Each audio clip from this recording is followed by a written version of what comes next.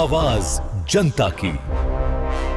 जिस तरीके से in fighting with in the alliance चल रही है महागठबंधन में, और जिसकी वजह से महागठबंधन पूरी तरीके से कोलैप्स हो गया, उसके बाद भी अगर इनको ऐसा लगता है कि ये सत्ता में आएंगे, तो मुझे लगता है कि ये मुंगेरी लाल के हसीन सपने जागते हुए भी ये लोग सपने देखने का काम कर रहे हैं।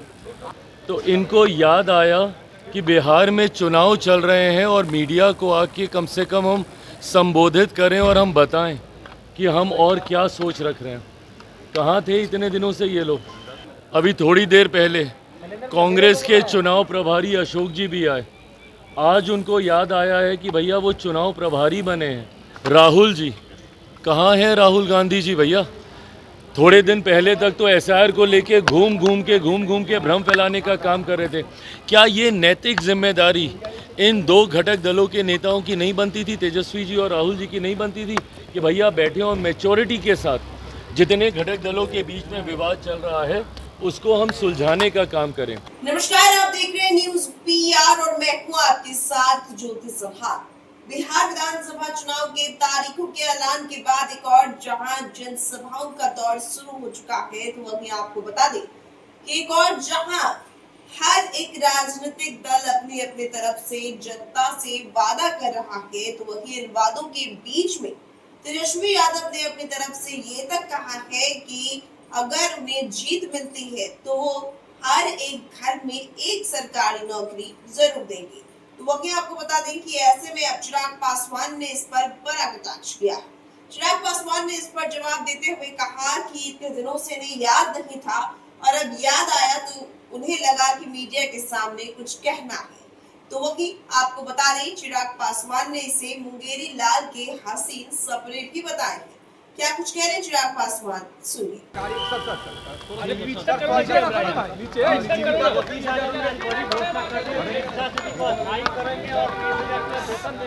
पहले सरकार में तो आ जाए प्रभु, आपसी मतभेद तो इनके खत्म हो। जिस तरीके से in fighting with in the alliance चल रही है महागठबंधन में, और जिसकी वजह से महागठबंधन पूरी तरीके से कोलैप्स हो गया, उसके बाद भी अगर इनको ऐसा लगता है कि ये सत्ता में आएंगे, तो मुझे लगता है कि ये मुंगेरी लाल के हसीन सपने जागते हुए भी ये लोग सपने देखने का काम कर रहे हैं। आज इतने दिनों के बाद तो इनको याद आया कि बिहार में चुनाव चल रहे हैं और मीडिया को आके कम से कम हम संबोधित करें और हम बताएं कि हम और क्या सोच रख रहे हैं। कहाँ थे इतने दिनों से ये लोग?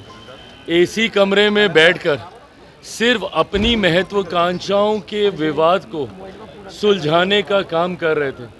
अभी थोड़ी देर पहले कांग्रेस के चुनाव प्रभारी अशोक जी भी आए। आज उनको याद आया है कि भैया वो चुनाव प्रभारी बने हैं। जब पूरी तरीके से महागठबंधन खत्म हो गया, ध्वस्त हो गया, धराशायी हो गया, उसके बाद तो इनको याद आया कि आए हम लोग बैठे बातचीत करें। राहुल जी कहाँ हैं? राहुल गांधी जी भैया थोड़े दिन पहले तक तो एसआईआर को लेके घूम घूम के भ्रम फैलाने का काम कर रहे थे।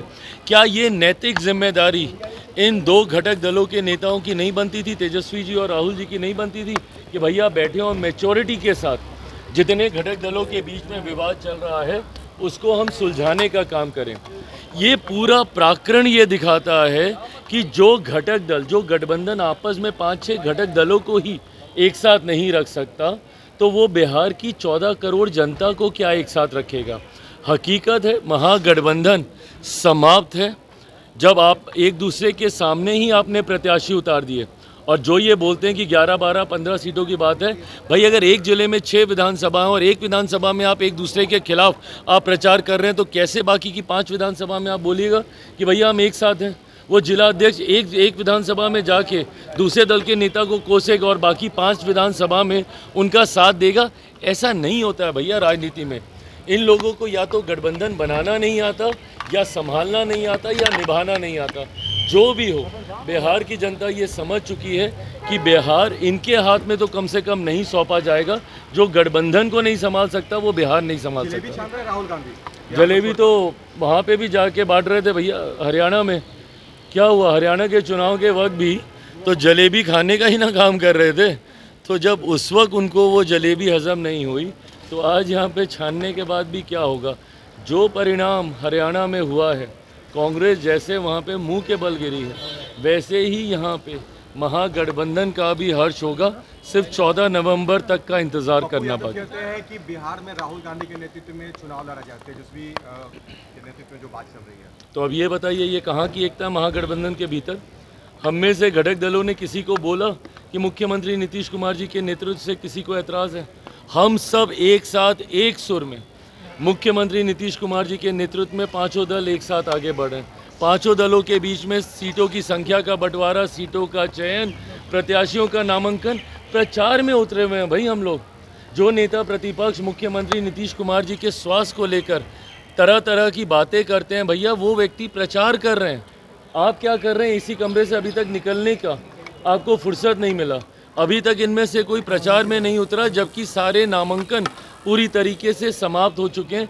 ये तो गंभीरता दर्शाता है इनकी चुनाव को लेकर। किशोर जी चुनाव से बाहर चले गए। अगर आप फ्रंट से लीड ही नहीं कर सकते तो गठबंधन आप पे, संगठन आप पे विश्वास क्यों करेगा? प्रशांत जी का ये फैसला कहीं ना कहीं उनके अपने समर्थक कार्यकर्ताओं के मनोबल को तोड़ता है। अगर नेता में ही हिम्मत नहीं है कि वो सामने आके संगठन को लीड कर सकें, तो भैया उनके लोग, उनके नेता, उनके कार्यकर्ता क्यों मेहनत करेंगे, क्यों लड़ेंगे, या कोई उन पे क्यों विश्वास करेगा? जबकि खुद जो दूल्हा है उस संगठन का, जिनके नेतृत्व में पूरा संगठन आगे बढ़ रहा है उनका, जब वही चुनाव लड़ने से डर रहे हैं तो कोई दूसरा क्यों आएगा?